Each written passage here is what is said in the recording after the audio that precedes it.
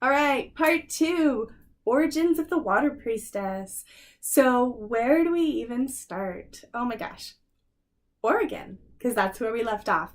If you're just tuning into this video for the first time, I have a part one, origin of the Water Priestess video out there. So go listen to that first and then head on over to this video. And we are picking up in Oregon. So 2015, I moved to Oregon. And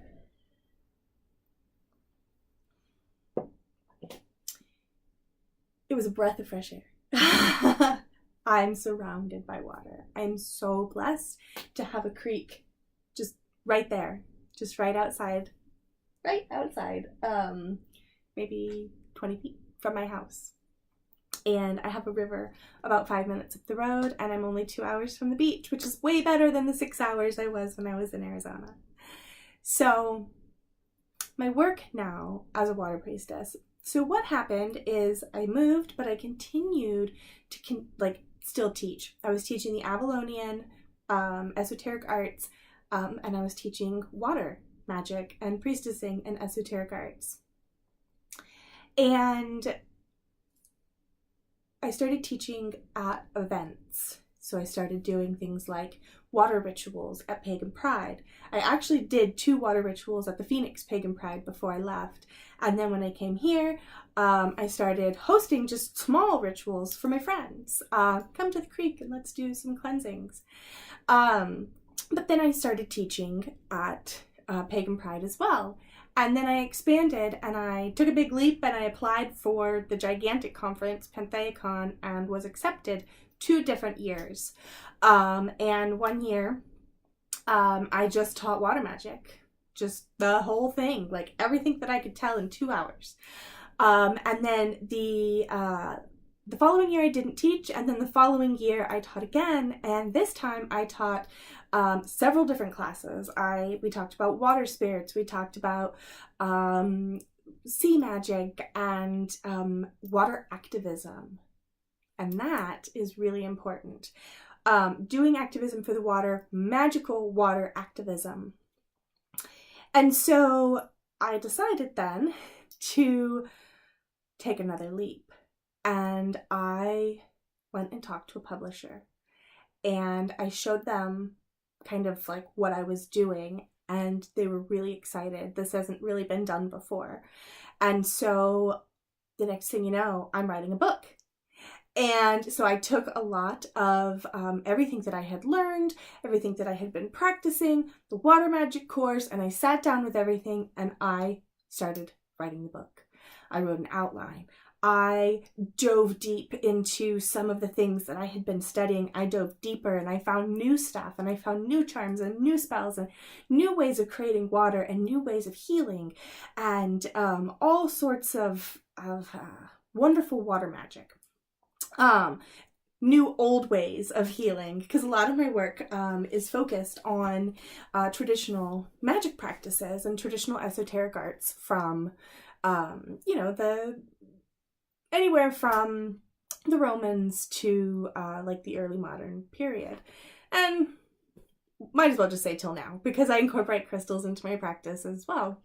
But you might be surprised to find that like using stones and water, or crystals and water, is not an actual new practice. It's been used for a very, very long time, except the ancients didn't go to the store and buy crystals. They went to the river and retrieved them themselves.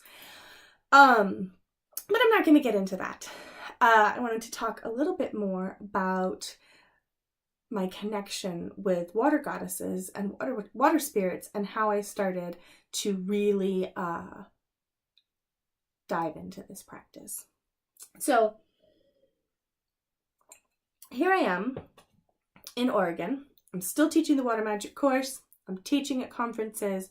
I'm teaching online, and there's so many people that are interested in water magic. So I start making shorter courses and I start writing blogs and I start writing essays to just get the information out there, because this information is really, really important for all of us, anybody that's drawn to water.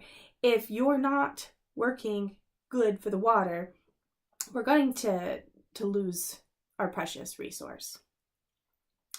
So I'm working on the book. I end up with being able to contribute to another book, and I put some water activism spells in there as well. The New Iradia, which is about magical activism. But the water magic book also has spells for protection and binding companies that harm the water, blessing water and healing water, and doing spells to protect the water protectors, and doing spells to protect the dolphins, and doing this type of magic. And so while not everybody needs to be out on the side of the street with a sign yelling at companies or people, there's a lot that we can do within our own practice that can help and enhance others. We can send energy work or Reiki. We can Reiki our water. We can send distant Reiki to people that are out there doing the physical activism. And so the book ends up being published, which it was just released this March. Really excited about this. But now that I'm done writing, and I took a little bit of a break, I'm ready to dive back in. And what I'm getting, and this is so important, is that this water, this work, this magical water work, is essential. And it's not about making money. It's not about an elite club. It is about practical water priestessing, getting out there and doing this work. Now, I promised you that I was going to talk a little bit about my work with some of the water spirits.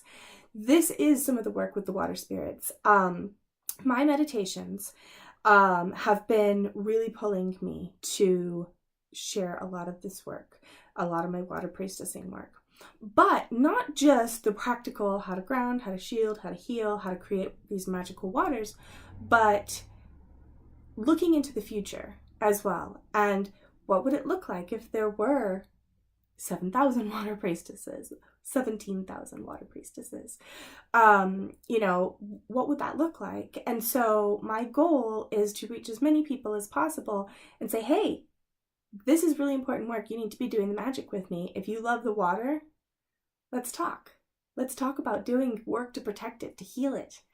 Now, I'm going to back up a tiny bit and go to this pilgrimage that I had. So I was able to take a pilgrimage again last year, my second pilgrimage to Glastonbury. And my sixth or seventh pilgrimage to Sulis's temple at Bath. Now, as a very young child, I went to Bath ruins, or Sulis's ruins at Bath. And this is a water temple that was preserved by the Romans and the Regency and Victorian aristocrats, and is a very popular tourist destination. It's a museum, but you can walk through the temple still. It's just in the form of a museum. But Sulis is a local goddess that was local water goddess that was honored there. And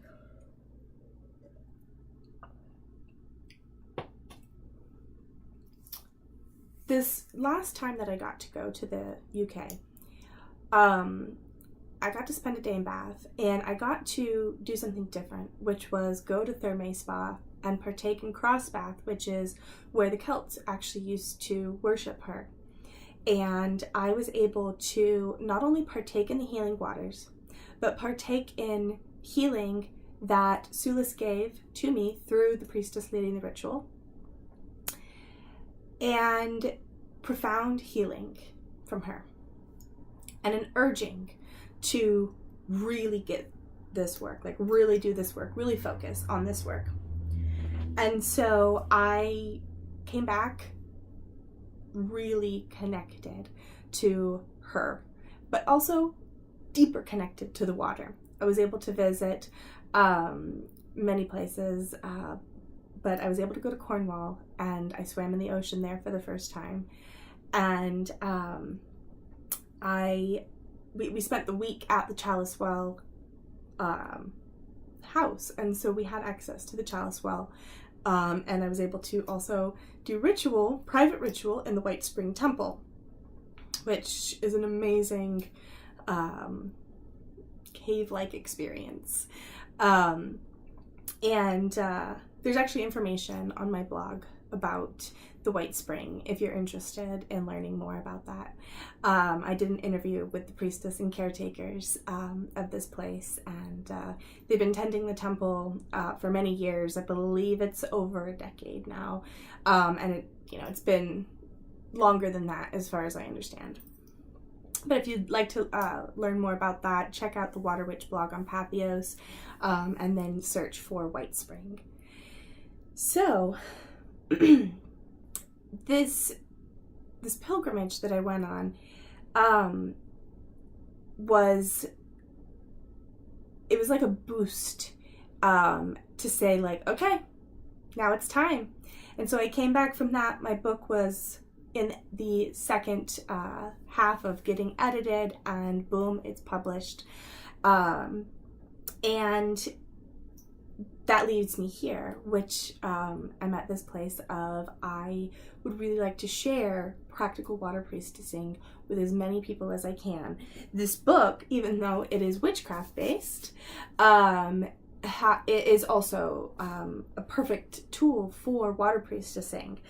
Now, Sulis is not the only goddess that has called to me and told me some of these things about the water and kind of urging me to get this information out there.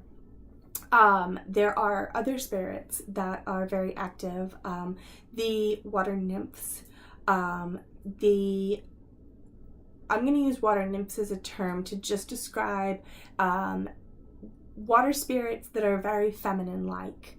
But we can go into all the details of that, but that I don't want to focus on that. I want to focus on their message, which is,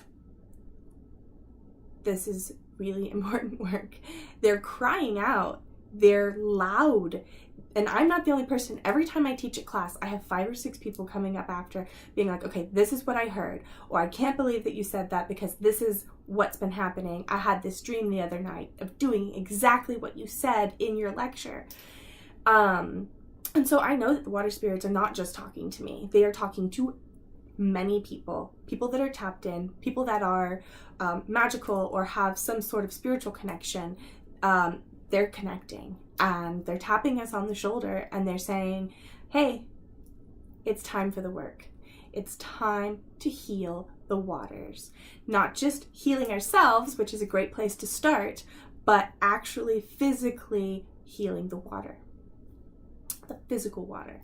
And of course, in turn, you partake in that. Pure, clean water will do nothing but nourish your body. So what is it that I do? What is water priestessing to me? It's not just about getting in touch with your feminine side. That's a great start, but it's so much deeper than that. Priestesses of old tended the temple, and oftentimes, we can consider our body a temple, but for me, the water itself then becomes the temple, or the place that you are doing the work for the water is the temple. And so we tend that particular temple, and it's really important that we look at bodies of water as sacred places, rather than just that beach over there. Not everybody needs to be out on the beach picking up trash, although I highly recommend that you do. I think that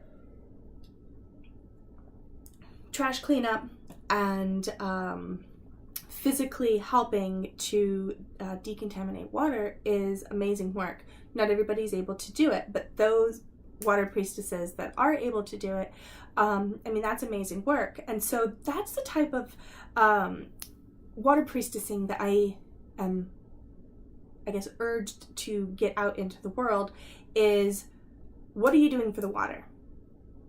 It's not about what the water is doing for us. Those days are over. the water was doing for us, giving us clean water, giving us fresh water, giving us nourishment, tapping us in spiritually, opening us up, healing us. These are some of the things that the water has given us. But what have we given back? Like, humanity has given nothing back except for just destroying the water and the sea creatures and polluting everything and just ruining all the water. And there are places that don't even have fresh water anymore in the States. Flint still doesn't have water. They still don't have clean water.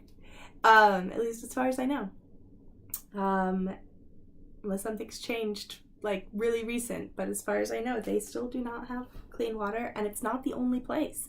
There are many other places that don't have clean water. And so it's about going to these bodies of water, hosting ritual, hosting magic. If you can bring people to drum and sing and pray and send Reiki to the water, that's amazing. And I want there to be people all over the world that are called to that, to do that kind of work, or to clean up the beach, or both, to have resources, to say, okay, like, all of a sudden I'm at the beach with 10 people and we're doing this work and I don't quite know what I'm doing. Boom. I want to be able to help with that. And so I am taking a lot of my work, a lot of the courses that I've taught, a lot of my lectures, a lot of information found in the book, and I am putting it into a practical priestessing program for water witches and spiritual water people to go out to the waters and to do the hard work, the work that needs to be done. Now, this will include things like, it includes things like grounding and shielding, like basic magical practices, but also making sure that you're being a vessel, a very clear, clean vessel to not only partake in the waters, but to be a conduit between you or between the people, or, your community and the water spirits themselves. They want us to get out and do the work. They want us to be charging the waters and doing a little bit of activism. There's a lot of different ways to be a water priestess, but for me, it is very specific to serving the water or the water spirits, not how they can serve me. That is a different practice. That's witchcraft. My work as a priestess is in service to. And so in my meditations, in a lot of my work, this is the message that's coming through, is you need to get out in your community and you need to do this work. Host a circle at the beach, raise energy, and send it out into the universe. Bring trash bags and clean up. Go to sacred sites and bring that water back and bless your community and community members with it. Because if you are using this holy water, this sacred water, to bless your community and do things like water blessings for them, then you will be helping these people to then get nice and balanced. And then they may see the work that you're doing and they may want to partake. And I want it to be the ripple effect. And so this is where my work is now. And I'm really enjoying, doing the work. But I'm also enjoying talking about it, and I really enjoyed writing about it as well. And so moving forward, I'm hoping to do a lot more videos like this. I know it's been a little while since I've done a really good solid video, but I am no longer focused on the book and writing the book. I am in this place of being able to serve in a different way. Writing the book was very much an act of service to the water spirits that wanted this information out there, but it was an act of devotion.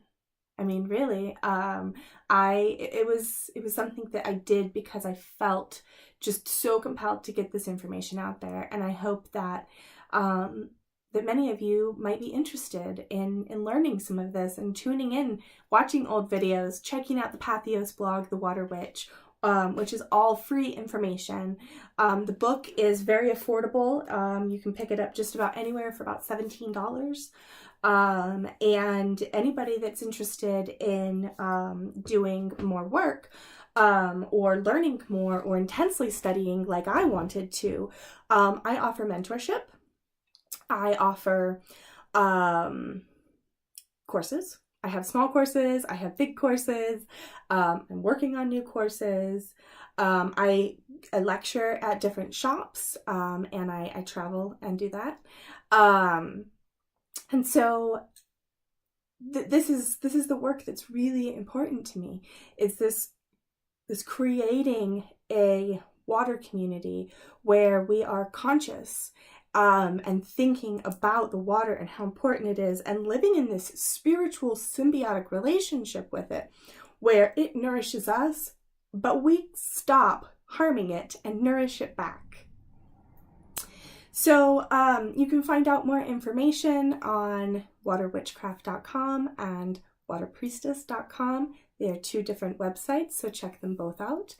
And you can find bios and a lot of my work on Water Witchcraft right now. And I write on Pathio's blog. I think I mentioned that. It's called The Water Witch. But I have been doing live streams on Instagram on Wednesdays. And so if you followed me for a long time and you're like, where did Anwyn go? She disappeared. I disappeared because I was writing the book. So I'm not as fast of a writer as some people are, and I was really doing some solid academic research along with the information in the book and my practical magic that's in the book. So if you're like, hey, how come she hasn't produced a video in a long time? Or we haven't seen her in a really, in a year and a half.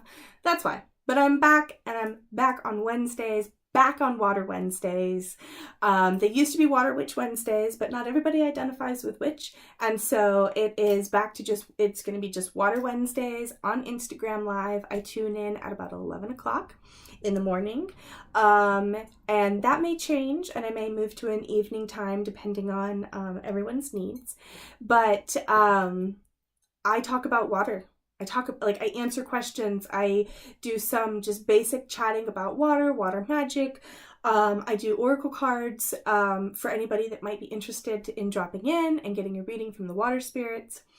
And we just talk about water. And we talk about, whatever topic someone types into the comments, I just talk and I ramble about it as much as I can. So I just want to say thank you so much for tuning in and listening to part 2 of my origin story, and how I kind of became a water priestess, and the work that I'm doing now. And I hope that you click the subscribe button. I'm not quite sure where it is, but please click subscribe in order to get videos from me about water magic, water priestessing, water witchcraft, water energy work, water healing, water protecting. It's time to hear the call. It's time to listen. It's time to answer. If you have a leaning towards water, or if you feel that this video has inspired you at all, I invite you to contact me and to learn more, or you can check out, like I said, the different blogs, and you can access a lot of it from waterwitchcraft.com. But you can also just Google the Water Witch Pathios, and the blogs come up, and I try and keep pretty active on there, as well as the live streams. So again, thank you so much for tuning in and listening to my origin story. Even though this is the origin story, there are several other videos on this channel that go back several years that talk about water magic, and water witchery, water priestessing. And you can also